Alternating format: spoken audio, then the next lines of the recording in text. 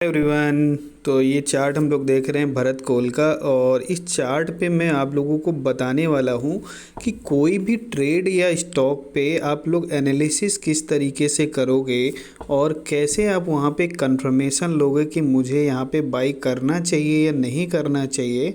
फिर उसके बाद आप चार्ट रीड करने के बाद आप अपना ट्रेड और रिस्क मैनेजमेंट के साथ में उसको प्लान कर सकते हो। याद रहे, ये स्टॉक में कोई बाइंग या सेलिंग के लिए नहीं दे रहा हूँ, बट एनालिसिस करके कि किस तरीके से आप एनालिसिस कर सकते हो वो चीज़ मैं डिस्कस करने वाला हूँ आपके साथ में। तो ये चलिए स्टॉक, सबसे पहले देखो ये स्टॉक है भरत कोल का, ठीक है, और डेली टाइम फ्रेम में हमने लगा लिया है। अब सबसे पहले स्टॉक्स हमारा इस एरिया के आसपास है, तो हमको यहाँ पे चेक करना है क्या इसके प्रीवियस में हमको कोई यहाँ पे सपोर्ट मिलता है या नहीं मिलता है। तो चार्ट को थोड़ा सा हम इसको और नेरो करेंगे, और नेरो करने के बाद आपको ये दो पॉइंट दिख रहे होंगे यहाँ पे। थोड़ा सा मैं और जूम कर देता हूँ तो आपको क्लियर विजिबल हो जाएगा इस एरिया पे। तो यहाँ पे क्या करना है, आपको इस तरीके से एक लाइन ड्रॉ कर देनी है, ठीक है। ये लाइन ड्रॉ कर देनी है। याद रहे, कोई लाइन सपोर्ट या रेजिस्टेंस नहीं होती है, बल्कि पूरा का पूरा वो जो एक जोन होता है, जैसे ये एक जोन हो गया, ठीक है, ये एक जोन ड्रा हो जाएगा।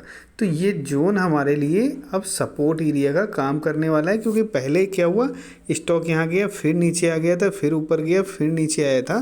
तो ये एरिया हमारे लिए एक रेजिस्टेंस एरिया था। उसके बाद स्टॉक ने ब्रेकआउट दिया, रीटेस्ट किया और ऊपर चला गया।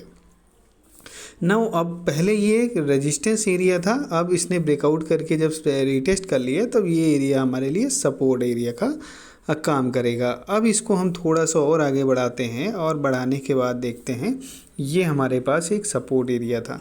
अब सपोर्ट एरिया पे हमको क्या देखना रहता है कि क्या कोई हमारी बाइंग की कैंडल बनी है या नहीं बनी है, ठीक। तो हमें दिख रहा होगा एकदम साफ साफ कि यहाँ पे हम लोगों को एक ये हैमर कैंडल मिल रही है। अब हैमर कैंडल मिलने पे बाई नहीं करना रहता है। हैमर कैंडल के बाद में एक फॉलो कैंडल हमको चाहिए होती है, जैसी ये कैंडल बनी हुई है, ठीक है। ये कैंडल बनी हुई है, अब ये फॉलो मिल गया। और इस कैंडल का अगर हम लोग ओपनिंग देखते हैं तो ओपनिंग हुई है गैप डाउन, और गैप डाउन ओपनिंग होने के बाद इसका हाई क्रॉस हुआ है हैमर का। यानी इस तरीके की जब कंडीशन बनती है तो एक सपोर्ट एरिया पे बेस्ट बाइंग की कंडीशन बनती है। तो इस चीज़ को आप किसी भी स्टॉक को एनालाइज करने में, या किसी भी स्टॉक को आप किस तरीके से प्लान करते हो और एनालिसिस करते हो, तो ये रियल एनालिसिस कहलाता है। और फिर आप यहाँ पे रिस्क मैनेजमेंट आ जाता है आपका, कि यहाँ पे कितना रिस्क आप ले सकते हो और कितना ऐसे लगाओगे, कितना टारगेट ले सकते हो। तो ये सब चीज़ें आप आगे अपना एनालिसिस करके और फर्दर इसमें पोजीशन बना सकते हो। याद रहे, यहाँ पे कोई भी बाइंग या सेलिंग की रिकमेंडेशन नहीं है। इसका रिजल्ट भी है 21 तारीख को, तो मैं हमेशा कहता हूँ कि रिजल्ट वाले दिन किसी भी स्टॉक को होल्ड नहीं करना है।